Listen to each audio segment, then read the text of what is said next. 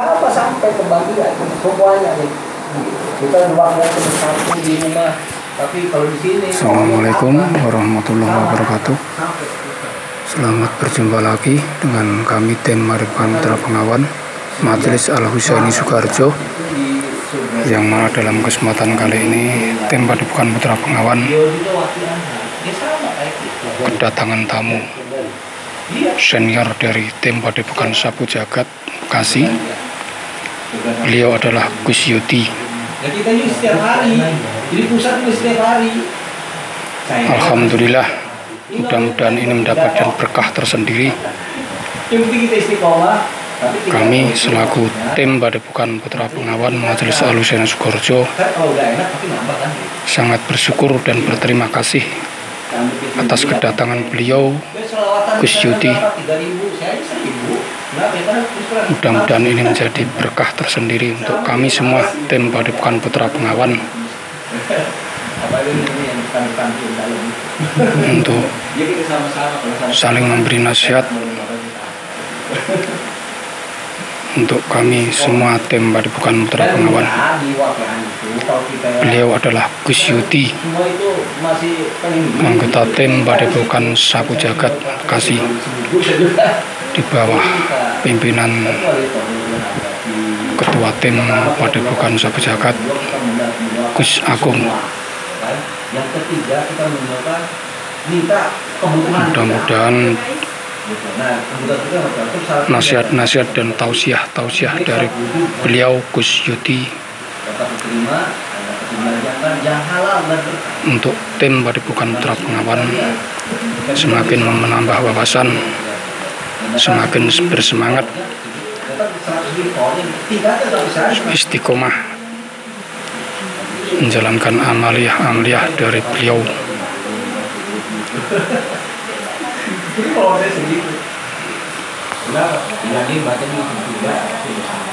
Kita dengarkan di sana nasihat-nasihat dari beliau Gus Yudi. Datangnya luar biasa, ya Allah ya. Apalagi kita punya media, ya Jepang, pastor kita ya kerja cari itu apa namanya pasien, kalau kita pasien cari pengen uang buat saya jualan, pergi jualan. Hari itu senang. Yang kita dapatnya dari bandaan itu sama ya. Saya jaga kemana-mana gitu. Ya ada aja tuh yang 50, kalau kita lebih kalau 50 gitu. Mengambil produk gitu. Ada. Kita selalu itu tidak nol itu sama dengan isi. Kalau hati kita nol yang kosong. Hati punya Allah. Lapar itu bukan lagi wakilan dalam diri kita. Lagi roh lah. Kontrol lah. Bahkan kita di WC nongkrong juga lah. Ya nggak apa-apa yang nggak boleh itu diucapkan. Kita mau baca Quran di kori, tapi dalam hati dia nggak apa-apa. Yang nggak boleh keluar diucapkan. Pakai setan. Makanya lupa boleh kalau gitu. Makanya masalah.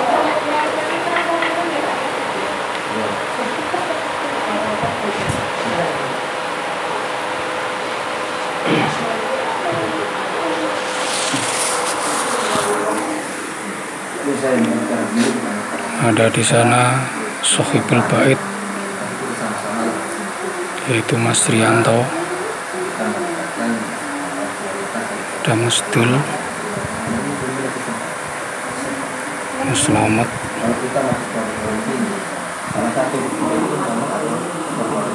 beliau Gus Yudi didampingi oleh Mas Beni Martianto, senior dari tim Padepokan Putra Bengawan.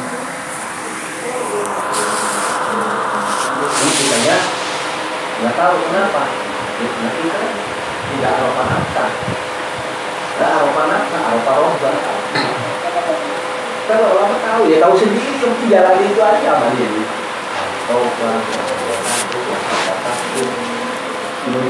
Ini dari yang satu, dari yang satu, Jalan itu keluar. Ya nanti kan kasih itu. Jalan ini. Jadi kita akan tahu. Ya, paham itu semakin dalam. Akhirnya tahu lah. Saya juga makin. Ya masih bawah. Kita belajar kita paham itu.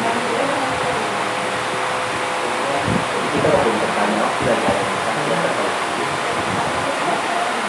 dan ini kesempatan kita di sini dan juga ada kesempatan emas semuanya orang-orang terdahulu itu yang punya apa namanya kalau raja ya raja kan semua para nabi semua dalam jasa-jasa karena mereka butuh tingkatan lagi, perbaiki lagi. Nah, kalau kita tahu kan yang sudah itu pernah di Adam, sebelumnya ya kan. Jadi kan kita kan itu ya Rasulullah kemudian Yusuf dan sebagainya. Kalau Nabi Isa ke jasad yang lain sudah ada jasad, tapi bukan bentuk jasad asli di sana, karena kan kalau kita masuk ke ruang dimensi yang lain, jasad itu lebur. Jasad itu lebur, ya sama-sama jasad masuk ke ruang dimensi lain. Alam jin, alam iblis, alam Muhammad, kemudian alam malaikat, gitu kan dimensinya. Mana dimensinya? Udah perlu kemana-mana, kita muter kemana-mana di dalam diri kita sendiri. Makanya apa disebut di dalam diri kita itu ada Allah itu, ya itu lapat itu titik latifah itu terhalang oleh jasad, nafsu, jin, siluman, iblis.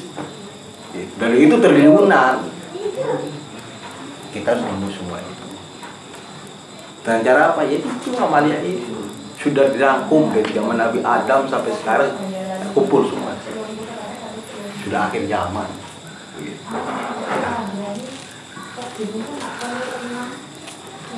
Jadi kita harus sadar dan jangan kita korbankan perjuangan dari seluruh pendamping kita. Mereka juga kenapa melakukan itu? Karena mereka butuh tingkatan juga.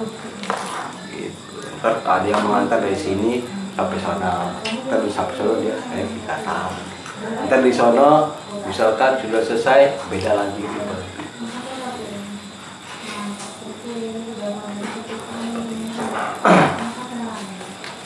Ya nanti kalau soal kita menjaga secara istiqomah, pikirannya diresapi, begitu kan, satu-satu, gitu semuanya berbuat satu, mengupas satu, berpikir tobat, itu powernya itu beda. Ya nanti juga akan itu sendiri, terlihat sendiri loh dari kita. Kita menjalankan amalia itu tujuannya pembersihan. Semakin bersih, semakin kelihatan. Nggak perlu kita nyari ilmu ini, ada semua di dalam diri kita udah langsung ada. Jadi kalau kita nari kayak mainan kayak gitu, atau masih kayak mainan begitu biasa aja. Padahal kalau yang lain mulai hikmah atau apa ya, kalau soal macam-macam begitu, ya lumayan itu. Harus nyari ya. Iya, kalau kita kayak mainan kayak bener apa enggak gitu.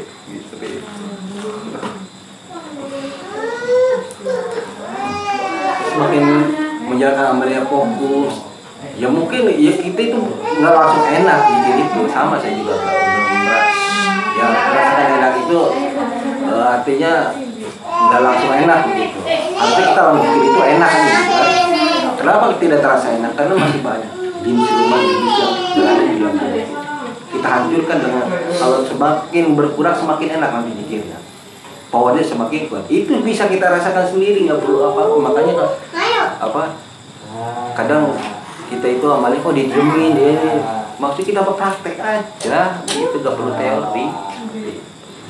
Saya juga ngomong karena pertama, gitu. Ketemu sekarang ngomong. Ya kan, kalau nggak ngomong, kerjaan ada, gitu. Jalanin itu, biar tahu sendiri, gitu. Kenapa saya banyak ngomong sekarang? Ya karena pertama ketemu kan, baru pertama dijumpa, gitu. Kalau kita tahun depan atau minggu depan atau kita nggak tahu. Jalan saja itu pas satu itu ya, kalau saya lihat jika satu pas satu kita jalanin itu, ya kita habis tawasul apa hajat kita itu bisa juga. Selama 41 kali turun Al-Fatihah diulang-ulang keinginan kita itu apa ya terserah, mau jual rumah mau apa itu bisa dicapai hajat kita. Kita itu sudah menjadi tentaranya Allah. Kita itu sudah jadi tentaranya Allah. Buktinya mana? Ya kita kan punya senjata kayak tasbih. Wali itu 1 miliar di tubuhnya itu baru jadi wali. Powernya itu malaikat. Kita bisa lebih dari wali. Dia aja yang harga 5 juta itu triliunan tapi. Kenapa ya kita ikut itu presidennya, ibarat seperti itu. Seperti itu. Jadi kita itu diobral. Ya kenapa mudah gitu? Kita udah formalitas sekian maka gini itu ikut dengan hotnya, bukan golongan bupati atau camat. Mau jadi menteri ya bisa. Itu tinggal kita jalankan aja, fokus, sungguh-sungguh istiqomah. Ya itu sama dia itu semua tahu.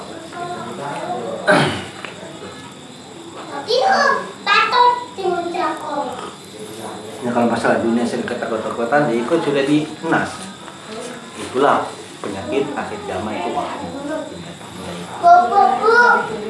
Nah itu harus kita hilang. Ya kalau setiap subuh kita baca setel aja sholawat Kiai gitu. Sebelum mendengarkan sesuatu sholatnya itu ada itu di YouTube kita. Sholawat itu dengarkan itu. Kan Rasul kalau saya dengar suara Yai itu kan lirik gitu. Gitu. Ada Yai kata begitu kan. Banyak cara. Intinya kita melakukan semua ini semua itu bukan untuk apa-apa, yaitu ilahi atau maksudi walidoka maksudi. Semuanya maksudnya kita harus sampai kepada Allah dan hanya ridhonya Allah yang kita cari. Itu di hati kita itu nggak ada lain, hanya Allah. Makanya lapar itu setiap saat. Kalau susah nulisnya, ya kita bantu dengan pikir Allah sambil ditulis. Caranya kita pasrah, kemudian pasang. Itu kata beliau seperti itu. Dan saya itu langsung buat katanya dari yang lain. Langsung juga ditangkap. Jadi masalah apa dulu dengan pasrah ini. Kalau kita ngoyong-ngoyong itu terpusing. Ya coret-coretan, bingung kita. Soalnya oleh. Kalau diparah oleh. Dan itu maksudnya bukan ngomong kosong, memang ada buktinya. Karena nggak tahu cara masang lapak. Jadi pasrah dalam memasang lapak Allah itu kita berserah diri kepada pasrah. Tahu kan pasrah? Nah, ini sulit saya jelaskan itu. Tergantung kecerdasan hati masing-masing. Supaya lebih cerdas bersihkan hati. Kita tahu sendiri semua jawaban kita ada pertanyaan di dalam itu. Kita tahu sendiri. Itulah kalau ilmu laduni itu. Itu tujuannya apa semua itu? Semuanya itu tadi ilahiyat sama guru kepada sudah itu. Juga bukti semuanya itu. Yang mungkin kita ini adalah proses gitu kan, proses sama saja juga proses gitu. Takut ke dunia ini pelan-pelan kita singkirkan sehingga nol. Menolkan hati kita, baru kita bisa fokus. Kalau kita ngikutin dunia terus ya nggak ada habisnya. Karena ini kesempatan.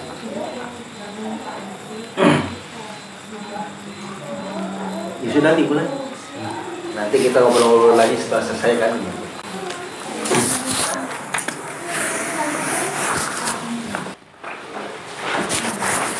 Yan tadi tausiah dari Gus Yudi tim Padepokan Sapu Jagat yang silaturahmi ke Majelis Al-Husaini Sukoharjo tim Padepokan Putra Pengawan. Semoga mendapatkan berkah tersendiri, bermanfaat untuk seluruh anggota tim Padepokan Putra Pengawan. dari kami cukupkan sekian dulu. Akhirul kalam, assalamualaikum warahmatullahi wabarakatuh.